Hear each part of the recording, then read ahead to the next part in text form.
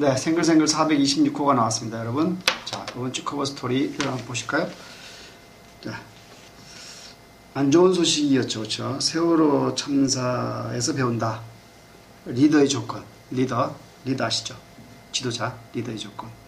선장께서 애들을 구하는 것보다 먼저 도망가기 바빴던 그 부끄러운 선장 얘기가 있습니다. 그래서 리더의 조건 어떻게 해야 되냐?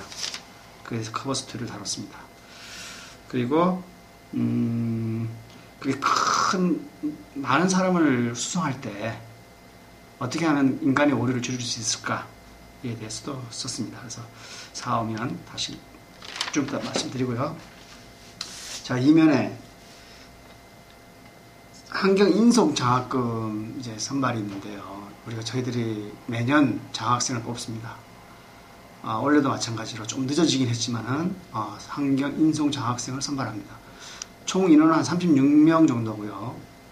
1인당 장학금은 100만원씩 드립니다. 상반기에 50만원, 하반기에 50만원. 지금 신청을 받고 있습니다. 생글생글 홈페이지에 가시면 공지사항에 서류 다운받으셔서 작성을 한 다음에 등기 우편으로 보내주시면 되겠습니다. 그래서 5월 22일까지 받습니다. 다만 36명을 뽑다 보니까 너무 많이 올 수도 있어요. 그래서 한 40여 분 정도 되면 저희들이 선착순으로 좀 마감을 하려고 합니다. 그래서 좀 늦었다 싶으신 분은 미리 연락을 좀 주시기 바랍니다. 확인하시고 보내주시면 좋겠습니다. 환경인속 장학금 대상은 고2에서 고3입니다. 그래서 홈페이지에 가시면 자세한 내용들이 쓰여 있습니다. 그래서 학교장 추천으로 한 명 정도 공부도 열심히 하면서도 가정 형편이 어려운 학생들을 위한 장학 제도입니다. 그래서 한번 봐주시고요. 꼭 추천을 해주시기 바랍니다. 자, 그리고 하나 더 광고를 하겠습니다. 중학생 경제 리더스 캠프가 이제 31일 날 5월 31일입니다. 다음 달이죠. 동국대학교 캠퍼스에서 열립니다. 그래서 캠퍼스는 안전합니다, 여러분. 그래서 당일 1일입니다. 1일 하루. 그래서 지금 신청자를 받고 있습니다. 여러분께서도 관심 있는 분, 그리고 또 향후 또 상경계에 올라가실 우리 관심 있는 분들 신청을 해주시기 바랍니다. 홈페이지에 가시면 역시 자세하게 안내되어 있습니다. 자, 3면 인터폴이 100년이 됐다고 하는 인터폴 국제경찰이죠, 그렇죠? 국제경찰. 인터폴이 100년이 됐는데 요즘은 인터폴 제도가 잘 되어 있어서 범죄자들이 이것저것 나라에 숨기가 어렵습니다. 그렇죠? 국제공조도 되고 사법공조가 많이 되어 있죠. 그래서 대충 이 나라에서 그 범인 인도를 좀 해달라고 그러면 잡아줍니다. 그래서 지구촌이 넓은 것 같지만 숨을 곳은 그렇게 많지 않습니다. 죄짓지 않는 게 중요하죠. 그렇죠? 네, 그렇습니다. 4오면 이제 커버 스토리인데요. 4면에는 이제 우리가 흔히 대량으로 수송할 경우에 사람들이 운전을 하지 않습니까? 이번 세월호 참사도 그렇지만 나태, 또 인간의 오류, 한계, 그렇죠? 또 선장과 같은 경우도 많은 오류가 있었죠, 그렇죠? 그리고 운항에 따른 위험, 인간 오류들과 한계가 많아요. 그래서 그런 걸 어떻게 하면 줄일 수 있을까? 과연 그 정도는 지금 자동항법이나 그런 컴퓨터로 인한 운송이 가능하지 않을까라는 걸 썼습니다. 인간의 개입을 최소화하기 위해서 요즘 그런 거 될 것 같아요. 왜냐하면 미사일도 대륙을 왔다 갔다 하고 비행기도 지금 우주선이 지금 태양계 바깥을 나가는 마당에 그런 제어 기술 정도는 아마 될 겁니다. KTX 정도도 지금은 서울 부산 갈 때 사실상 거의 사람이 운전을 안 할 겁니다. 아마 자동 제어를 하고 속도도 자동 제어를 하고 다만 인간의 어떤 활로에 들어가면은 항상 오류가 발생해요. 그렇죠? 음주나 또는 실수, 그렇죠? 졸음 이게 많이 발생하죠. 그렇죠? 사실 비행기만 하더라도 요즘은 뜨고 내리는 거는 정도는 자동으로 합니다. 다만 우리가 선입견이 있어서 사람이 안 타면 불안해서 사람을 태우고 다니긴 합니다만 조종사의 오류라는 것도 많죠. 그렇죠? 옆 산에 부딪히고, 그죠? 내리다가 착륙할 때 고도를 잘못 계산해서 쿵 해서 또 사고가 나고, 그죠? 그런 게 많이 빚어집니다. 지금 같은 제어 기술이 그런 게 대안이 될 수 있을까? 인공지능이. 그런 재미난 얘기를 썼습니다. 그래서 한번 읽어봐 주시기 바랍니다. 자, 5면에는 21세기 리더십, 성장 문제 때문에 이제 리더십의 조건에 대해서 우리가 정리를 했습니다. 리더는 어떻게 해야 되느냐. 그렇죠? 중요하죠. 선장, 야구 감독, 편집국장, 신문사의 편집국장, 이런 자리가 상당히 어려운 자리입니다. 왜냐하면 그때그때 판단을 해야 되고, 그때그때 결정을 해야 되죠. 그렇죠?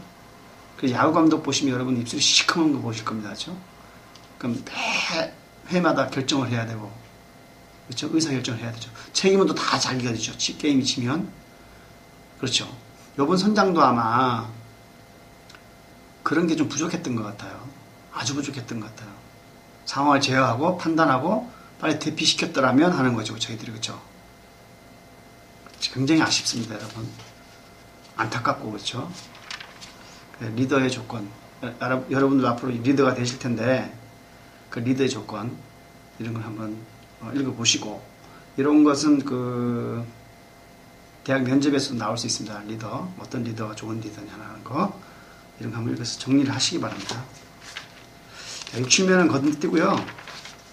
자, 환경 자랑하는 8면, 생글생글 자랑하는 8면, 세계 경제 사건을, 경제를 바꾼 사건들. 자, 11회입니다. 자, 보실까요? 11회 요번에 뭐가 실렸나요? 자, 브레튼 우주 체제의 붕괴 아십니까, 여러분? 브레튼 우주. 학교에서 배울 것 같은데요. 이제 이 정도는 대학 준비하시는 분들, 상경계 주심 준비하시는 분들은 면접이나 뭐 이런 걸 위해서 준비를 해놔야죠. 이 정도는 알고 계셔야 됩니다. 브레튼 우주가 뭐라는 거. 브레튼 우주는 저기 뉴욕 지역 이름이에요. 그렇죠? 브레튼 우주라는 거. 그 브레튼 우주 체제라고 그러는데, 체제는 이제 뭐 전후에, 그러니까 2차 대전 후에 국제 통화 질서를 수립했어요. 1944년인가요?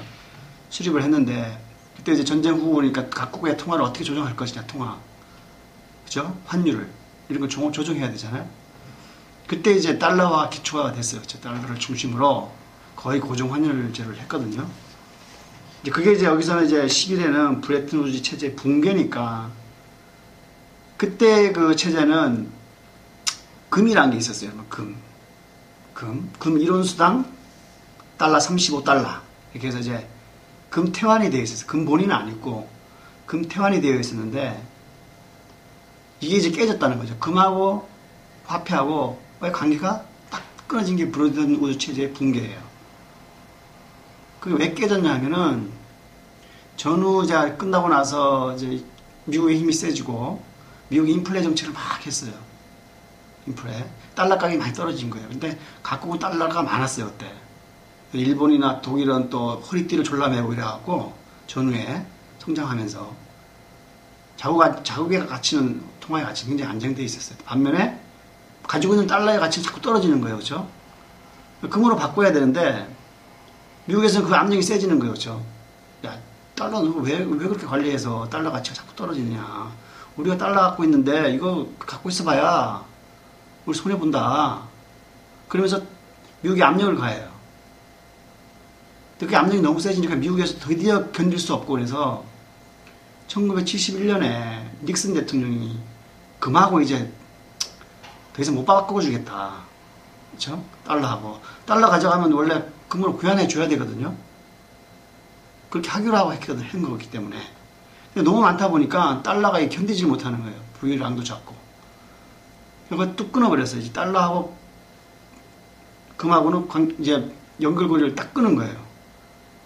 그러니까 브레튼 우주 체제가 금태환이 붕괴된 거죠. 그게 세계 경제 사건에서 뭘 얘기하냐면, 그때서부터 이제 통화관리, 금이란 것을 벗어난 통화관리, 인플레, 정부가 찍어내고, 그렇죠? 금과 관련되어 있었거든요. 1온수당 35달러. 근데 그 기준이 없어지니까 정부가 이제 모든 정권의 정치가 그렇지만 화폐를 풀어서 경기를 부양한다든가 그렇죠? 방만하게 통화량을 늘린다든가. 그래서 자꾸 인플레가 발생해요. 그래서 이때부터 브레튼 우즈가 붕괴되면서부터 판도라 상자가 열렸다. 뭐 이런 표현들을 하는 거예요. 그렇죠? 그래서 여러분들도 고등학생이지만은 브레튼 우즈 체제의 붕괴, 그리고 그 후 나타나는 각종 인플레 현상, 이런 것들 정도는 금태환, 이런 용어들, 브레튼 우즈 체제라는 거, 어떻게 생겼고, 그 다음에 어떻게 붕괴됐는지, 왜 붕괴됐는지, 이 정도는 알고 있는 게 좋겠다라는 생각입니다. 한번 읽어봐 주시고요. 경제학 원론, 영화로 쓰는 경제학 원론, 쿨러링, 이걸 좀 영화를 전혀 못 봐서 말이죠. 제가 말씀을 따라 안 드리겠습니다. 한번 읽어봐 주시고요. 자, 그 다음에 저 뒤에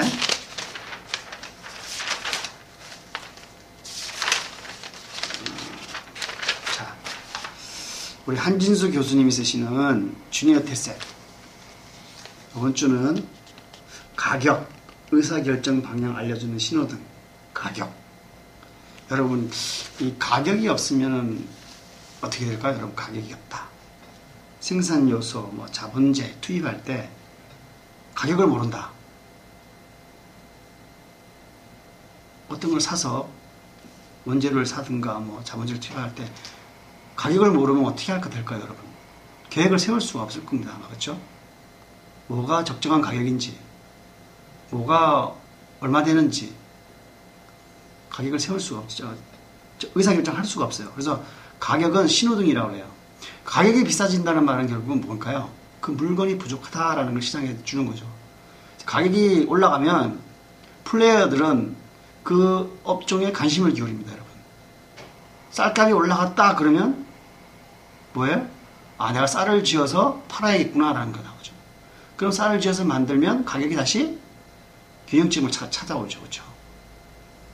그런데 거기에 만약에 그렇게 가만 놔두지 않고 정부가 뭐 상한제를 실시한다든가 등등 가격을 왜곡하면 그 시장이 빨리 균형점을 찾아오지 않아요. 오히려 왜곡이 돼서.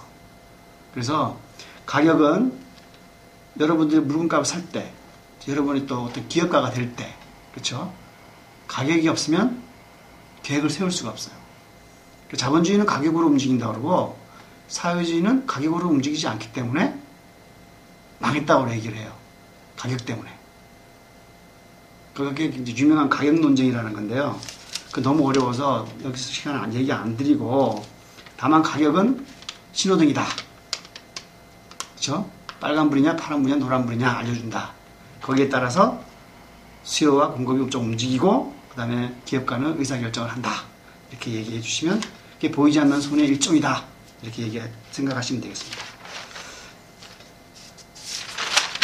자, 그리고 생글 기자면 있고, 그 다음에 요번에 저희들이 이런 기획을 한번 했습니다. 아무래도 우리 친구들이 희생이 됐기 때문에 많은 친구들이 이렇게 추모하는 글을 보내주셨어요. 그래서 추모하는 글을 모아서 이렇게 썼습니다. 그래서 전국에 있는 모든 고등학생들이 한마음이 좋죠. 세월호에 대해서 안타깝고 슬프고, 하지만 여러분들 잘 견뎌내시기 바랍니다. 자, 이렇게 해서 426호 생글생글, 뭐 주변 분위기가 여러분 뭐 쑥쑥하고 또 먹먹하고 마음이 좀 아프고 그럽니다만은 또 마음을 다잡으시고 공부를 또 할 건 해야죠. 그렇죠? 생글생글 이렇게 접고 다니시면서 공부해 주시고 마음을 굳게 먹으시기 바랍니다.